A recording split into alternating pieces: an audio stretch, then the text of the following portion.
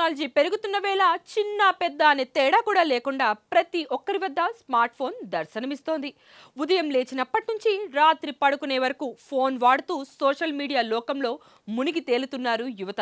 అది ఎంతలా ఉందంటే చేతిలో ఫోన్ లేకుంటే పూట కూడా గడవని పరిస్థితిని క్రియేట్ చేసుకుంటున్నారు ఈ తరం యువత.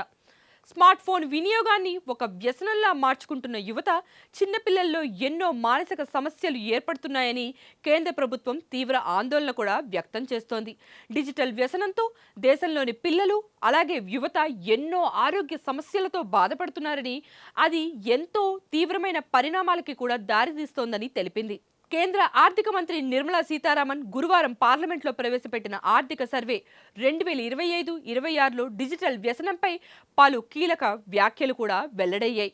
డిజిటల్ పరికరాలకు మితిమీరి అలవాటు పడటం వల్ల యువతలో చదువుపై ఏకాగ్రత తగ్గడమే కాకుండా పని సామర్థ్యం కూడా ఎంతో దెబ్బతింటుందని, నిద్రలేమి అంటే స్లీప్ డైట్ వంటి సమస్యలు కూడా పెరుగుతున్నాయని సర్వేలో వెల్లడైంది.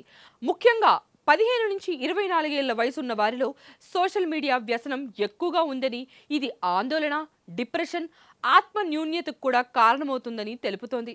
మన దేశంలోని యువత డిజిటల్ అడిక్షన్ గురైన 80% మంది సూసైడ్ థాట్స్ లేదా ఇంటెన్షన్ ఫీల్ను అనుభవిస్తున్నారని కూడా తెలిపింది.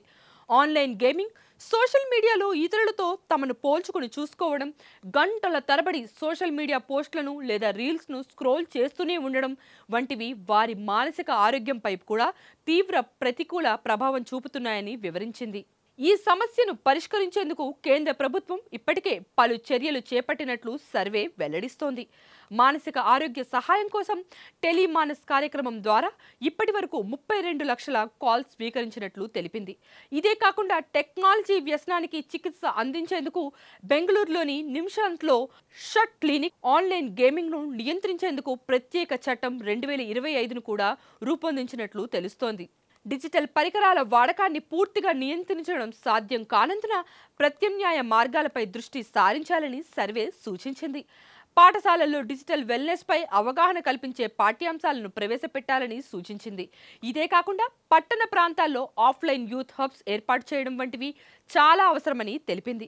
యువత భవిష్యత్తును బలోపేతం చేసేందుకు శారీరకంగా, మానసికంగా ఉండేటువంటి ఆరోగ్యంపై సమగ్ర దృష్టి సారించాల్సిన అవసరం ఎంతో ఉందని స్పష్టం చేసింది.